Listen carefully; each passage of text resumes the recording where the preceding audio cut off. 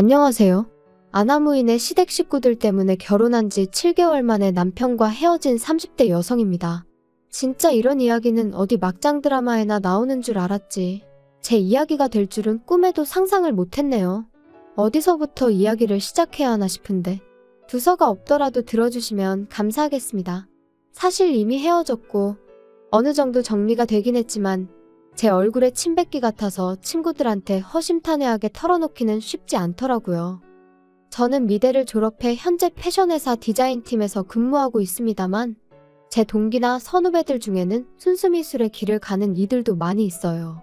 그리고 그런 이들 중 한 선배가 강남에서 처음으로 개인전을 하게 되었는데 저한테도 시간 날 때 한번 보러 오라고 하더라고요.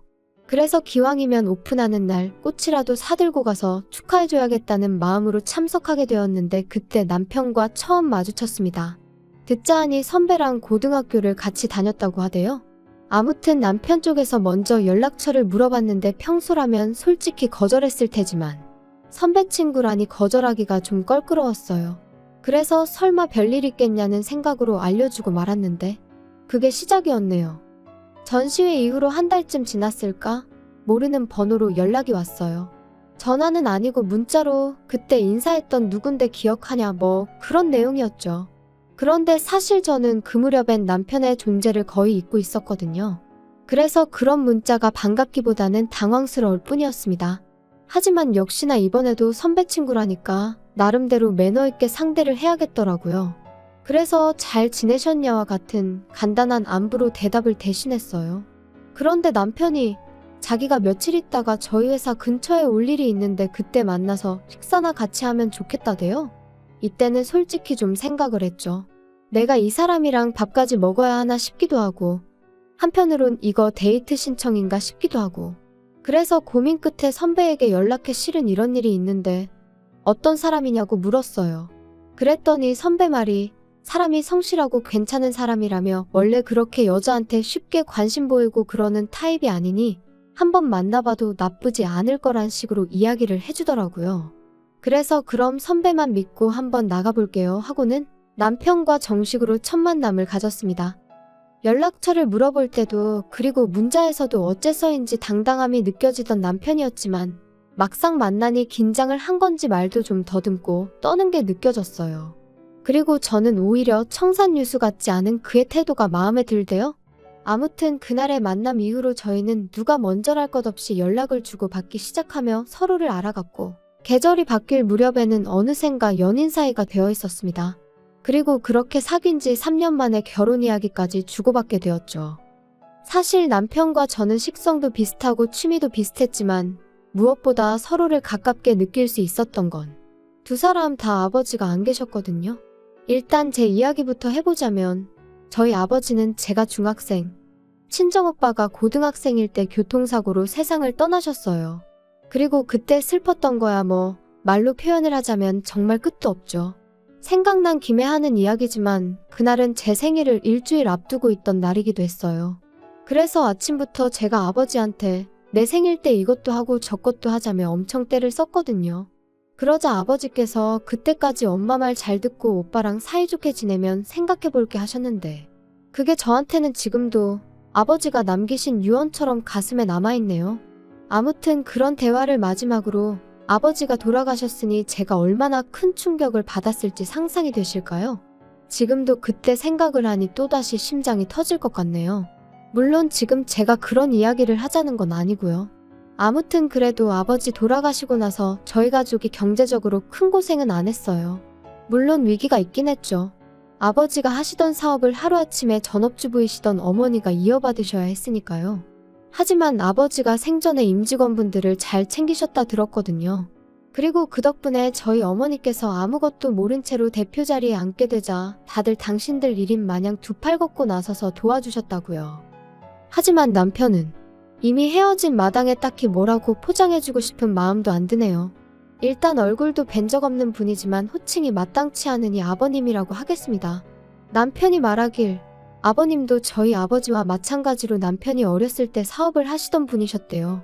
하지만 거듭된 사업 실패와 주식 투자로 결국 남편이 중학교를 졸업할 무렵엔 집안 사정이 매우 어려워졌고 이를 참지 못한 어머님이 먼저 이혼을 요구하셨나 봐요. 그리고 이후로 자연스레 남편이 가장의 역할을 도맡게 되었다는데 여기서부터 저는 솔직히 이해는 안 됐어요. 저희 집에도 오빠가 있었지만 어머니는 아버지가 돌아가셨을 때 오빠한테 공부 말고는 다른 부담을 주신 적이 없으셨으니까요. 남편은 자기 어머니가 이상한 게 아니라 저희 집은 돈이 있었고 자기 집은 돈이 없어서 그럴 수밖에 없었다고 했지만 여전히 이해는 안 됩니다. 게다가 더 이해할 수 없는 건 그렇게 어린 아들에게 가장의 역할을 맡겨놓고 정작 어머님은 왕년에 그 시절을 잊지 못해 친인척들에게 돈을 꿔 쇼핑을 하는가 하면 멋대로 동네 가게 외상을 지고 다니시기를 반복. 그리고 그렇게 어머님이 치고 다니신 사고에 뒤치다꺼리는 전부 다 남편 몫이었던 모양이에요. 하지만 이런 환경에도 불구하고 남편과 결혼을 결심했던 건 저와 결혼할 때는 이런 상황이 어느 정도 정리가 되어 있었거든요. 남편과 제가 교제를 시작하고 얼마 지나지 않았을 때 외조부모님이 돌아가셨다는 이야기를 들었는데 알고 보니까 어머님 앞으로 1억 좀 넘는 돈을 남겨주셨던 모양이더라고요. 그래서 그 1억으로 여기저기 빚지신 거 갚으시고 남편에게도 1,000만 원을 주셨다는 거예요. 학자금 대출 갚는데 보태라면서요. 그래서 제가 남편한테 이렇게까지 말은 안 했지만 어머님이 정신을 차리셨나 보다고 다행이다 싶었죠. 그런데 제가 너무 큰 기대를 했던 걸까요? 돌이켜 생각해보면 이미 결혼 전부터 어머님의 언사는 도를 지나쳤었고 정상이 아니었어요. 그때는 그저 아들 가진 어머님의 귀여운 유세라고 생각하고 아버님이 안 계시니 어머님이 좀 더 세게 나오시나 보다고 생각하고 그랬는데 진짜 시간을 돌릴 수만 있다면 제가 제 머리를 쥐어받고 싶은 심정입니다. 시작은 상견례 자리에서부터였어요. 사실 저희 친정에서는 남편 가정 형편이 워낙 어려운 것도 알고 있었고 그래도 다행히 저희는 능력이 되니까 결혼을 허락해 주신 거였거든요. 그런데 그런 와중에 어머님께서 적어도 뭐랄까 미안해하실 수는 있잖아요. 아무것도 못해줘서 미안하다, 고맙다 이런 인사치레 정도만 해주셨어도 얼마나 좋았겠냔 말이죠. 하지만 어머님께선 정말 고개 빳빳이 드시고는 나는 나 먹고 사는 것도 힘들어서 해줄 수 있는 게 없다. 시동생도 하고 싶은 게 많다는데 하나 뒷바라지도 못해주고 있으니 어쩌겠냐 하시며 솔직히 어쩜 저렇게 당당하실 수가 있나? 제가 다 민망하더라니까요. 게다가 결혼식장을 정하면서도 어머님의 불만은 끝이 없었습니다.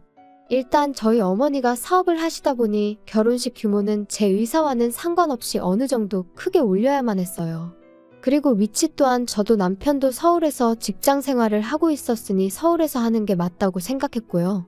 그런데 어머님께서는 어머님 형제들이 다 충주에 사시니 결혼식을 충주에서 해야 한다는 억지를 쓰시질 않나, 그렇게 못할 것 같으면 버스를 대절해 달라질 않나, 들어오는 축의금 또한 당신이 뿌려서 수거하는 돈인 만큼 하나도 손 떼면 안 된다고 하시질 않나. 결혼식 당일날 보니 어머님 보고 온 하객은 30명도 안 되는 눈치였는데 말이에요. 그리고 결국 이때 저희 어머니께서 도저히 이 결혼은 못 시키겠다 하셨습니다. 그리고 저도 저희 어머니 뜻대로 하려고 했어요. 제가 이렇게까지 욕을 먹어가며 홀대를 받아가며 어머님 비위를 맞춰드려야 하는 건지 한마디로 현타가 왔었거든요. 그런데 남편이 저한테는 따로 말하지 않고 저희 어머니 회사로 찾아가 어머니 앞에서 무릎을 꿇었던 모양이에요. 자기 어머니가 돈에 한이 맺히신 분이라 그렇다며 장모님이 한 번만 이해해 주시면 안 되겠냐 하면서, 그리고는 자기 어머니 때문에 제가 마음고생하는 일은 없도록 자기가 정말 중간에서 똑바로 처신하겠다고요. 게다가 남편은 저희 오빠도 따로 만나서 정말 죄송하다고 자기가 잘하겠다고 연신 허리를 숙여댔다니. 그래서 결국 저희 가족들이 그래도 남편 하나는 제정신이구나 생각하고 마음을 겨우 돌렸던 거죠. 저도 그런 남편의 정성에 한 번 더 믿어보기로 했던 거고요. 이후로 결국 저희는 서울에서 식을 올렸습니다. 버스는 대절해드렸지만 축의금은 식대정산하고 남은 것만 돌려드렸어요. 그랬더니 어머님이 당신 돈을 저희가 멋대로 썼다며 내용 증명을 보내시겠다는 억지를 쓰셨는데 이때는 저도 너무 짜증이 나서 그러세요 했더니 사가지가 있네 없네. 그리고는 저더러 찾아오지도 마라. 연락도 하지 마라 꼴도 배기 싫다 하셔서 내하고 말았죠. 한편 친정 어머니께서는 제 앞으로 덜컥 7억짜리 집 한 채를 증여해 주셨습니다. 보아하니 남자 쪽에선 정말 아무것도 안 해오게 생겼고 원래는 입버릇처럼 네 능력으로 시집가라 하셨지만 솔직히 저도 사회생활한 지 10년도 안 됐던 데다가 모아놓은 돈이라곤 9천만 원이 전부였거든요. 그러니 어머니가 보시기에도 답이 없다 싶으셨는지 집을 해주신 거예요. 참고로 오빠 장가갈 때보다 더 비싼 집을 해주셨어요. 오빠는 나중에 사업체도 물려줄 거니까 그때 가서 너무 서운해하지 말라면서요. 참고로 이런 대화는 진지하고 심각한 분위기로 오간 것은 결코 아닙니다. 저는 처음부터 어머니 사업에는 관심이 없기도 했고요. 한편 이후로 그렇게 신혼살림을 꾸려나간 지 2달쯤 됐을 때였습니다. 2달 동안 어머님과 남편은 계속해서 연락을 주고받고 있었지만 저는 안 했어요. 하지 말라셨으니까요. 그리고 말이 나왔으니 말이지만 저도 결혼 전에 어머님 때문에 저희 친정어머니가 마음 고생하시는 것도 봤고 저희 친정어머니가 물론 저 좀 더 편하게 살라고 저 때문에 해주신 거지만 어쨌든 7억짜리 아파트를 해서 시집을 보냈으면 솔직히 어머님도 저희 친정어머니한테 고맙다는 말 한마디는 하실 수도 아니 하셔야 되는 거 아닌가요? 그런데 이런 방구도 없으셨으니 저라고 뭘 더 잘하고 싶은 욕심은 요만큼도 안 생기더라고요. 그래서 어차피 꼴도 보기 싫다 하셨지. 이래저래 할 이유가 없어서 연락을 안 드렸죠. 하지만 결국 답답한 건 어머님이셨던 모양이에요. 먼저 연락을 해오셨거든요. 집들이는 언제 할 거냐면서요. 어머님 말씀을 듣곤 어이가 없었습니다. 그래도 아들이 어떻게 해놓고 사는지 궁금은 하신가 보지 싶으면서도 한편으론 근사한 저희 집을 보여드리면 얼마나 좋은 사돈을 두신 건지 아시지 않을까 하는 유치한 생각도 들대요. 그래서 알겠다고 일주일 뒤에 오시라고 했어요. 참고로 아파트 들어올 때 리모델링까지 친정어머니께서 싹 해주셨거든요. 덕분에 현관부터 거의 호텔 같은 느낌이 나죠. 주말이 와도 밖에 나가고 싶은 생각이 안 들 정도로 너무 멋지다니까요. 아무튼 금세 시간은 흘러 약속한 집들이 날이었어요. 그런데 오시라곤 했지만 솔직히 제 마음이 다 풀린 것도 아니었고 저도 맞벌이를 하다 보니 음식을 한다거나 그럴 시간이 없더라고요. 그래서 집들이 전용 뷔페를 불러 세팅을 했고 그렇게 어머님과 시동생을 맞았죠. 그랬더니 역시나 음식을 직접 안 했다는 것부터 흠을 잡으시대요. 하지만 저희 어머님도 집에서 음식 안 해 드세요.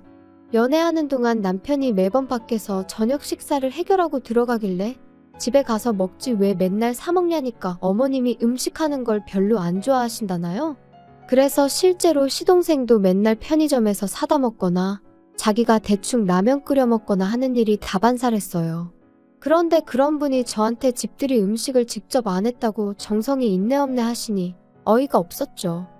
하지만 더 어이가 없는 일은 식사를 마치고 과일을 먹으면서 일어났어요.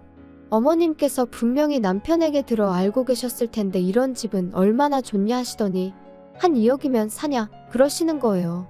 아무리 세상 물정 모르신다고 해도 서울에 2억짜리 아파트라니. 순간 짜증이 좀 났지만 꾹 눌러 참으며 7억에다가 세금 내고 리모델링해서 실제로는 8억 정도 들지 않았을까 싶어요 했습니다. 그랬더니 어머님이 뭐? 8억? 아이고 돈이 썩어나네 썩어나. 그래서 니들만 이렇게 좋은데 사니까 밤에 잠도 잘 오고 좋냐? 시애미한테는 한번 전화를 해야겠다는 생각도 안 들고 말이지?